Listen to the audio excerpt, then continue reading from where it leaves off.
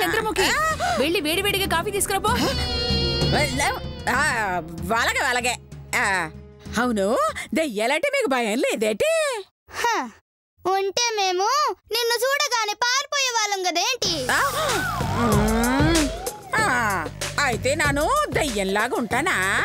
చిచ్చి, ఆ దయ్యం నీలా ఉంటుంది. ఈ ఇంట్లో దయ్యం ఎలాగుంటుందో తెలుసా? ఎలా ఉంది? ఎంగేజీలో ఇగో ఈ గొంతలా ఉండేది, ఇప్పుడు నీలా ఉంటుంది. కొట్టానంటే ఈ 7 శ్మశానంలో ఉంటుంది. అంత కోపం ఎందుకులే తల్లి, ఊరికే చిన్న సీమిడి చేశాను. చీవిడి కాదు, కామెడీ. అదే అదే అదే. అప్పుడు 2 రోజులు ఈ ఇంట్లో ఉండాలని వచ్చింది. లేదు, నీ నెత్తికి కొన్నం పెట్టి ఈ ఇంటికి సున్నం కొట్టి నీకు వచ్చినాం. ఈ గొంటకి నోటితోలు ఎక్కువగానే ఉన్నట్టుంది. చూడు, నా చిన్నప్పుడే నేను దెయ్యాన్ని చూశాను. అద్దంలోనా? అప్పుడు నీ ఫేస్ అలాగే ఉంటుందిలే.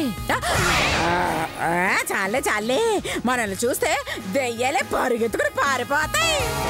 మీ ఫేస్ అంత దరిద్రంగా ఉంటుందా అండి? మీతో ఏడు చెప్పినా సిక్కే. అందుకే గాడిద పని గాడిద చేయాలి, మనిషి పని మనిషి చేయాలి. ఇంతకీ మనలో గాడిదలెవరు, మనుషులెవరు? పని చేసేవాళ్ళు మనుషులు, పని మానేసి మేము చెప్పే సోది వినేవాళ్ళు గాడిదలు. అయితే నేను పని చేసుకుంటానే.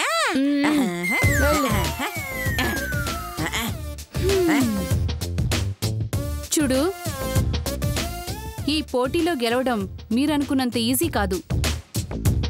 దెయ్యాన్ని వదిలించాలంటే దమ్ము ధైర్యం కావాలి. మేము దమ్ము అమ్మడం లేదు, వేరే చోట కొనుక్కో.